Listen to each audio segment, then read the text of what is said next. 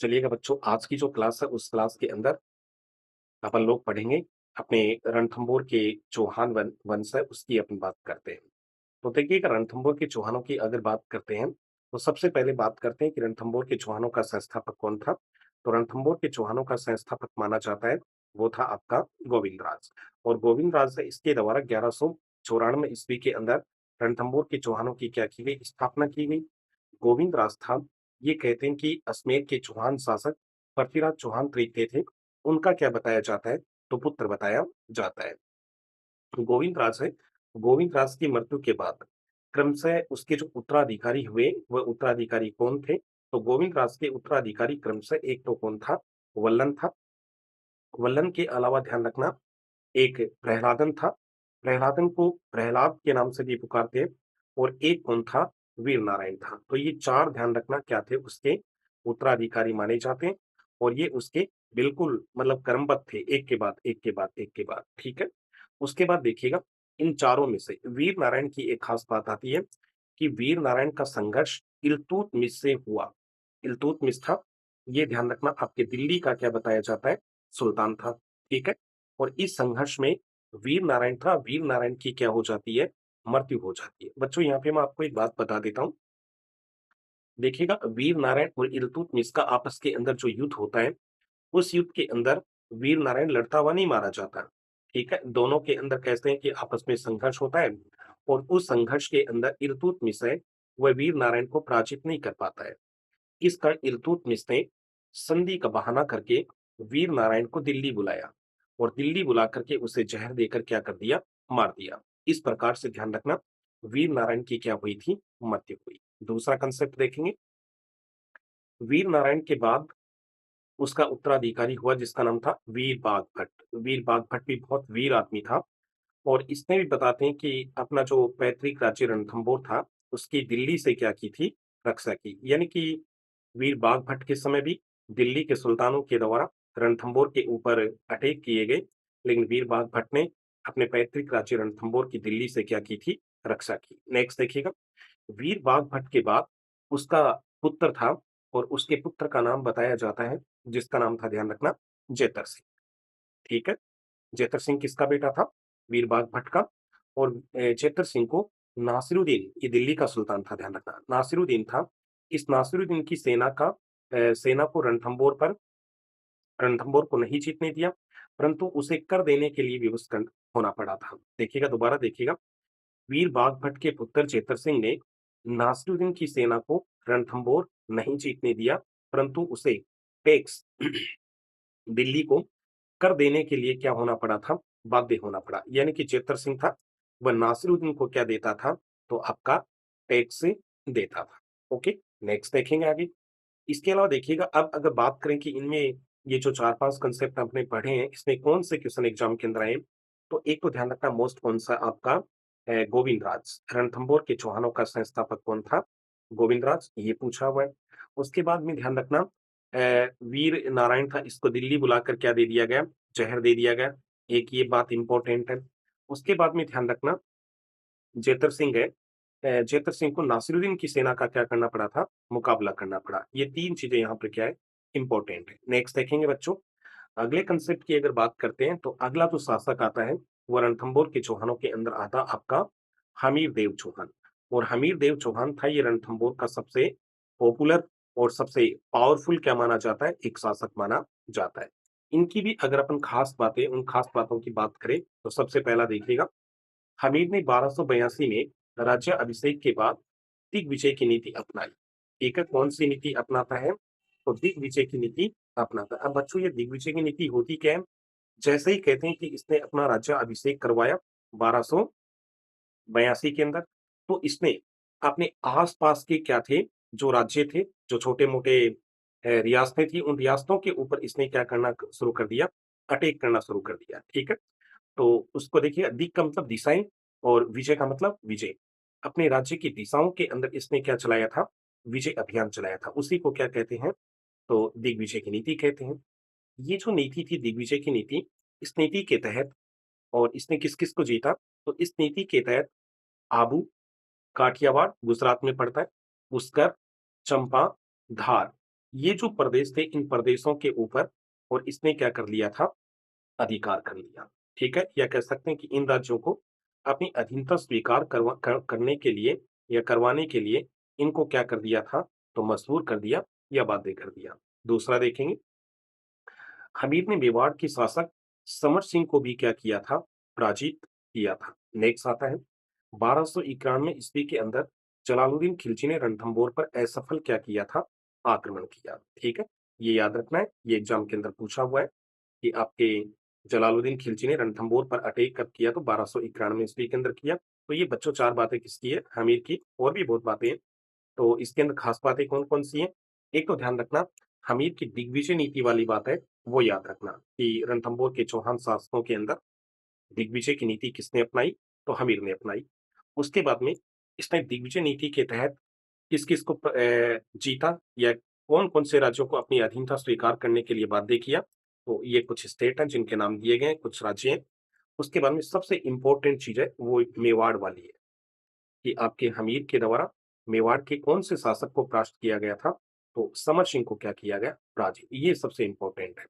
और एक 1291 ईस्वी के अंदर जलालुद्दीन खिलजी ने रणथंभौर पर अटैक किया, लेकिन जीत नहीं पाया। ये भी बहुत क्या है, तो बहुत ही मस्ट है। इसको भी आप लोग याद रखेंगे। ये 4 बातें हैं इनकी। तो अगला देखते हैं। नेक्स्ट देखिएगा, उसके बाद में हमीर है, उस हमीर की और बातें देखिएगा। ऐसा कहते हैं कि आपका हमीर ने अलाउद्दीन खिलजी के कुछ विद्रोही सेनापति थे, जिसमें एक का नाम था मोहम्मद शाह, ठीक है? इम्पोर्टेंट है। दूसरे का नाम क्या था? कहेब्रू। और ये ध्यान रखना, मंगोल विद्रोही थे, ठीक है? इनको ध्यान रखना, आपके ये दोनों सेनापति थे, आपके अलाउद्दीन खिलजी के सेनापति थे। और इनको ये जो आपके मंगोल विद्रोही थे, इन्होंने अलाउद्दीन खिलजी का विद्रोह कर दिया था, उसके खिलाफ विद्रोह कर दिया। और विद्रोह करने के बाद ध्यान रखना, ये किसकी शरण में आ गए थे? तो हमीर की शरण में आ गए, ठीक है? इस कारण कहते हैं कि अलाउद्दीन खिलजी है, वो उससे क्या हो जाता है, तो हमीर देव चौहान से नाराज़ हो जाता है। दोनों के नाम याद रखने हैं, दोनों के नाम बहुत दफ़ा एग्ज़ाम के अंदर आ चुके हैं, दोनों ही बहुत इम्पोर्टेंट है। नेक्स्ट देखिएगा, हमीर ने विद्रोहियों को लौटाने से इनकार कर दिया, तो 1299 के अंदर 99 में खिलजी ने आक्रमण किया लेकिन असफल रहा। अलाउद्दीन खिलजी के द्वारा रणथंभौर के ऊपर पहला जो आक्रमण किया गया था, वह किया गया 1299 के अंदर, लेकिन क्या था? असफल था। दूसरा देखिएगा, उसके बाद में आता 1301 ईस्वी का युद्ध आता है, यानी कि ये युद्ध आपके हमीर देव चौहान और अलाउद्दीन खिलजी के मध्य होता है। और इसमें क्या-क्या घटनाएँ घटती है और इसके क्या परिणाम निकलते हैं, तो वो देखेंगे अपन एक-एक करके। इसका सबसे पहला देखिएगा, ये युद्ध ध्यान रखना आपका कब लड़ा गया था? तो 1301 ईस्वी के अंदर ये युद्ध लड़ा गया। किस-किस के मध्य हुआ? ये मैंने आपको बता दिया, ठीक है? पहला देखो, रणमल और रतिपाल, ये 2 ध्यान रखना आपके हमीर के क्या थे? सेनापति, ठीक है? रणमल और रतिपाल ने हमीर के साथ क्या किया? विश्वासघात किया। विश्वासघात क्या था, ध्यान रखना? ये दोनों थे ना, रणमल और रतिपाल थे, इन दोनों को अलाउद्दीन खिलजी ने राज्य का लालच देकर कहा कि भई मैं रणथंभौर को जीत जाऊँगा, तो मुझे तो रणथंभौर में रहना नहीं है, मैं वापस दिल्ली चला जाऊँगा और रणथंभौर का राज्य रणमल और रतिपाल तुमको दे दूँगा। तुम दोनों आपस में क्या कर लेना, बाँट लेना और आराम से अपनी क्या चलाना, हुकूमत चलाना, अपना राज-पाट करना यहाँ पे। तो इस लालच में आकर के रणमल और रतिपाल थे, ये दोनों किसकी ओर चले गए थे? तो ये अलाउद्दीन खिलजी की ओर चले गए थे। आगे देखिएगा, खिलजी ने हमीर के सेनापति रणमल और रतिपाल को अपनी ओर मिलाकर के छल कपट से रणथंभौर के ऊपर क्या कर लिया, अधिकार कर लिया। यहाँ से एक ही बात पूछता है कि अलाउद्दीन खिलजी के द्वारा रणथंभौर के ऊपर अधिकार कब किया गया? तो बच्चों ध्यान रखना कब किया गया था? 1301 ईस्वी के अंदर किया गया था। अगर तारीख की बात करें तो 11 जुलाई को क्या, 11 जुलाई 1301 को अधिकार किया गया था। आगे देखेंगे दूसरा, अगर दूसरे कंसेप्ट की बात करें तो ये जो युद्ध था, इस युद्ध के अंदर हमीर देव था, वह लड़ता हुआ किसको प्राप्त हो जाता है? वीरगति को प्राप्त हो जाता है। और हमीर की रानी थी जिसका नाम क्या था? रंग देवी। इसको रंगा देवी भी कहते हैं, ठीक है? रंग देवी के नेतृत्व में किले की जो अन्य स्त्रियां थी, उनके द्वारा क्या कर लिया गया था? जौहर कर लिया गया था।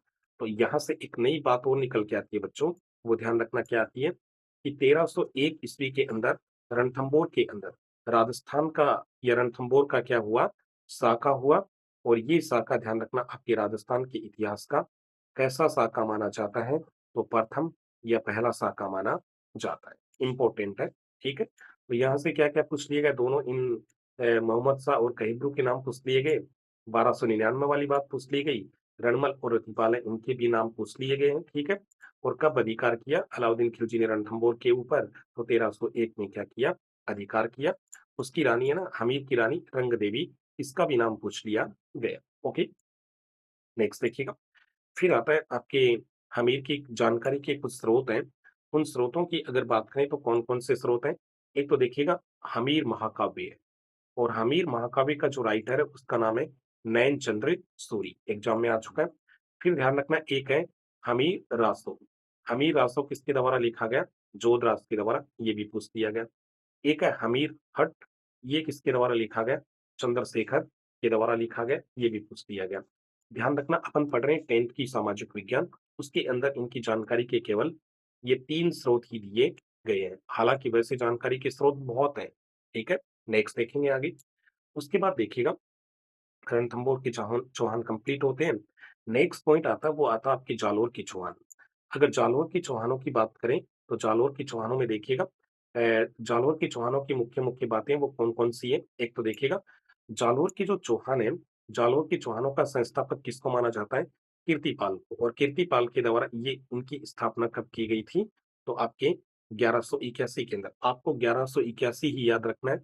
गाइड्स के अंदर इसे 82 लिखा गया है, 1182 लिखा है जो गलत है। 10th की सामाजिक विज्ञान के अंदर इसे 1181 लिखा गया है, जो ऑथेंटिक और प्रमाणिक पुस्तक है। ओके, नेक्स्ट देखिएगा।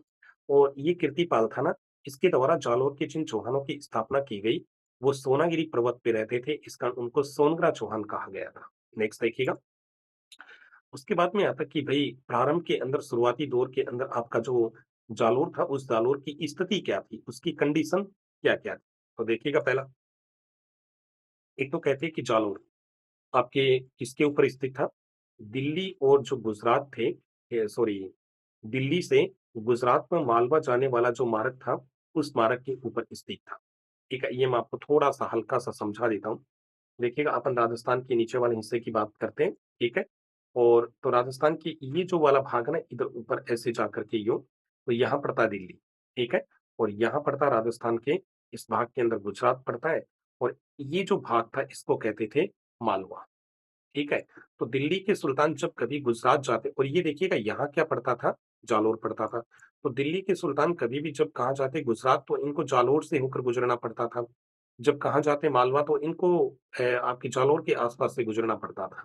इसका ध्यान रखना, दिल्ली के सुल्तानों के लिए जालोर के ऊपर अधिकार करना बहुत क्या था, ज़रूरी था। एक दूसरा कारण ये था कि देखिएगा ये यहाँ पे आपका गुजरात है ना, ये देखिएगा गुजरात में यहाँ पे गुजरात की अगर बात करते हैं तो इंडिया के नक्शे में ऐसे आपको यूँ 2 निकला हुआ दिखाई देता है। ये गुजरात के भाग हैं, ये वाले दोनों, ठीक है? ये आपकी कच्छ की खाड़ी और ये खंबात की खाड़ी। यहाँ से कहते हैं कि व्यापार होता था तो दिल्ली के सुल्तान इनके ऊपर अधिकार करने के लिए सबसे पहले वो किसको जीतना चाहते थे? जालोर को जीतना चाहते थे, कि जालोर को जीत जाएँ तो अपन आराम से कच्छ की खाड़ी और गुजरात तक खंबात की खाड़ियों से आराम से क्या कर सकते हैं? व्यापार कर सकते हैं। ये उनकी क्या थी?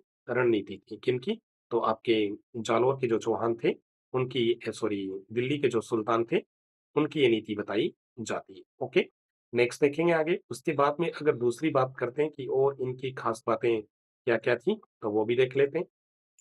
एक देखिएगा, दिल्ली का प्रत्येक शासक इस पे अधिकार करना चाहता था, ये बात मैंने बता दी कि क्यों करना चाहते थे। उसके बाद में दिल्ली सल्तनत जिसका टाइम पीरियड माना जाता है 1206 से लेकर 1526 ईस्वी तक माना जाता है, ठीक है?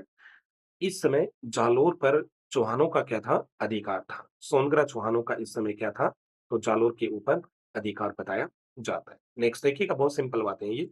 नेक्स्ट देखेंगे आगे उसके बाद में यहाँ के अगले शासक आते हैं, उनका नाम है काहनड़ देव और काहनड़ देव था, वो आपके जालोर के चौहानों के अंदर बहुत ही एक शक्तिशाली शासक था। सुनिएगा देखो, सबसे पहले इनके टाइम का ध्यान रखना है आपको, 1305 से लेकर और 1311 ईस्वी तक इन्होंने रणथंभौर के ऊपर शासन किया था। पहला कांसेप्ट देखिएगा, जालोर के चौहानों में सर्वाधिक शक्तिशाली था। ध्यान रखना बहुत बार पूछ लिया गया कि जालोर के चौहानों के अंदर सबसे शक्तिशाली जो शासक था उसका नाम क्या था? तो वो था आपका काहनड़ देव। उसके बाद देखिएगा अलाउद्दीन खिलजी अलाउद्दीन खिलजी की सेना को गुजरात अभियान के दौरान रास्ता न देना विवाद का क्या बना कारण? अलाउद्दीन खिलजी था, उसने कहते हैं कि आपके गुजरात के ऊपर अपनी सेना भेजी और उस सेना को जालोर से होकर कहाँ जाना था? गुजरात जाना था। लेकिन कानड़देव ने रास्ता देने से क्या कर दिया? इनकार कर दिया। यहीं से दोनों के मध्य आपस में विवाद का क्या बन जाता है? कारण बन जाता है। एक कारण और भी है, जो मैं आपको आगे बताऊँगा, ठीक है? अब इसका बदला लेने के लिए अलाउद्दीन खिलजी क्या करता है? तो इसका बदला लेने के लिए अलाउद्दीन खिलजी के द्वारा आपके 1305 के अंदर, ठीक है? ये वाला देखिएगा, ये वाला कांसेप्ट 1305 के अंदर खिलजी का सेनापति जिसका नाम था ऐन उल मुल्क मुल्तानी, सेना लेकर कहाँ आता है? जालोर आता है, ठीक है? तो ध्यान रखना कब आता है 1305 के अंदर, उसका नाम याद रखना आपको। क्या नाम है? आपका ऐन उल मुल्क मुल्तानी, ठीक है? ये अलाउद्दीन खिलजी का सेनापति है। अब ये मुल्तानी क्या करता है देखिएगा, कहते हैं कि मुल्तानी कानड़ देव को दिल्ली ले जाने में, ये वाला कांसेप्ट पढ़ा रहा हूँ, ध्यान रखना, ये वाला, ठीक है? मुल्तानी कानड़ देव को दिल्ली ले जाने में, दिल्ली ले गया बहलाकर फुसलाकर या संधि का बहाना करके, लेकिन वहाँ पे जहाँ से वापस आ गया, कौन आ गया? कानड़ देव। अब इस बात को समझना आप देखिएगा, क्या होता है मुल्तानी कानड़ देव को दिल्ली ले गया, वहाँ पे कहते हैं कि कानड़ देव का दिल्ली के अंदर अलाउद्दीन खिलजी के द्वारा अपमान किया गया। इस अपमान को कानड़ देव सहन नहीं कर पाया और वहाँ से क्या आ गया? वापस जालौर लौट आया। इस बात से भी अलाउद्दीन खिलजी ने अपना अपमान समझा। उसके बाद देखिएगा अगला कांसेप्ट ये वाला, नैन्सी ने युद्ध का कारण नैन्सी ने युद्ध का कारण क्या बताया? यहाँ देखिएगा युद्ध का कारण क्या है? यहाँ पे युद्ध का कारण बताया गया कि अलाउद्दीन खिलजी की गुजरात जाती हुई सेना को क्या न देना? रास्ता न देना। लेकिन नैन्सी दूसरा कारण बताते हैं। नैन्सी क्या कहते हैं? युद्ध का कारण बताते हैं कानड़देव के पुत्र थे जिनका नाम था वीरमदेव। वीरमदेव द्वारा खिलजी की पुत्री जिसका नाम क्या था? फिरोजा, उस फिरोजा से विवाह करने से क्या कर देना? इनकार कर देना। ठीक है? अब देखिएगा 2 बातें अलग-अलग हैं। यहाँ पे मुल्तानी के साथ, यहाँ पे देखिएगा ये वाला, ये कांसेप्ट देखिएगा, यहाँ पे मुल्तानी के साथ दिल्ली कौन जा रहा है? कानड़देव। लेकिन यहाँ पे नैन्सी के साथ, नैन्सी के अनुसार दिल्ली कौन गया? कानड़देव का पुत्र वीरमदेव गया और वहाँ पर कहते हैं कि उसकी पुत्री थी, खिलजी की पुत्री जिसका नाम फिरोजा था, वह वीरमदेव से क्या करने लगी? प्रेम करने लगी।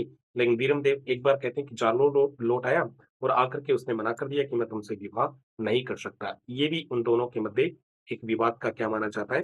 कारण माना जाता है। कहानी बहुत लंबी चौड़ी है बच्चों, मेन कांसेप्ट है वो यही है, वो यही आपको याद रखने हैं, ठीक है? अब इसके अंदर ये वाला पूछ लिया गया, इसको ध्यान रखना है, ठीक है? मुल्तानी की बात याद रखनी है, एग्ज़ाम में आ चुकी है। ये रास्ते वाली बात नहीं पूछी गई, ठीक है? उसके बाद में ने ये फिरोज़ा का नाम याद रखना और फिरोज़ा की धाइमा उसका नाम है गुल-विहिस्त। मैं लिख देता हूँ जैसा लिखा जाएगा वो ज़रूर याद रखना। गुल-विहिस्त, ये याद रखना, ये भी पूछा गया है कि फिरोज़ा की धाइमा का नाम क्या था? गुल-विहिस्त उसका नाम बताया जाता है। नेक्स्ट देखेंगे। उसके बाद में अगर दूसरे कांसेप्ट की अगर बात करते हैं, तो पहला कांसेप्ट देखिएगा, ये वाला कांसेप्ट 1308 में सुल्तान ने, अलाउद्दीन खिलजी ने सिवाना, सिवाना की लोकेशन चेंज हो चुकी है, सिवाना पहले पड़ता था बाड़मेर में, आजकल पड़ता है बालोतरा में, ठीक है? तो 1308 में अलाउद्दीन खिलजी ने सिवाना के किले पर अधिकार कर लिया, उसका नाम बदल कर क्या कर दिया? हेराबाद कर दिया, पूछा हुआ एग्ज़ाम के अंदर याद रखना और उसका जो कमालुद्दीन गुरुक था, उस कमालुद्दीन गुरुक को वहाँ का क्या बना दिया? गवर्नर बना दिया। दोनों चीज़ें एग्ज़ाम के अंदर पूछी हुई है, दोनों ही चीज़ें बहुत इम्पोर्टेंट है। नेक्स्ट देखेंगे। उसके बाद में 1311 में अलाउद्दीन खिलजी ने बीका दहिया, ठीक है? ये कानड़ देव का एक सरदार, विश्वासी सरदार था, ठीक है? कानड़ देव 1311 में खिलजी ने बीका दहिया के विश्वासघात से जालोर के ऊपर क्या कर लिया था? अधिकार कर लिया। 2 चीज़ें याद रखनी है, कि अलाउद्दीन खिलजी ने जालोर पे अधिकार कब किया? 1311 के अंदर। किसके विश्वासघात के कारण किया? तो आपके बीका दहिया ने, बीका दहिया के विश्वासघात से। फिर जालोर का नाम बदल कर क्या कर दिया गया? जलालाबाद, सिंपल है, पूछा गया। और इसके बाद में कानड़ देव कहते हैं कि लड़ता हुआ वीरगति को प्राप्त होता है और जो महिलाएँ थी उनके द्वारा क्या कर लिया जाता है? जोहर कर लिया जाता है। इस प्रकार से 1311 ईस्वी के अंदर जालोर के अंदर क्या होता है? आपका साका होता है। क्या होता है? साका। तो ये थी बच्चों, ध्यान रखना, आपकी रणथंभौर और जालोर के चौहानों की हिस्ट्री, ठीक है? नेक्स्ट क्लास अगर आपको पढ़नी है, देखनी है, सुननी है, तो आप मेरे चैनल ईश्वर की पाठशाला को क्या करें? सब्सक्राइब करें। तब तक के लिए आपको बहुत-बहुत धन्यवाद। मिलते हैं अगली क्लास में। Thank you. ओके।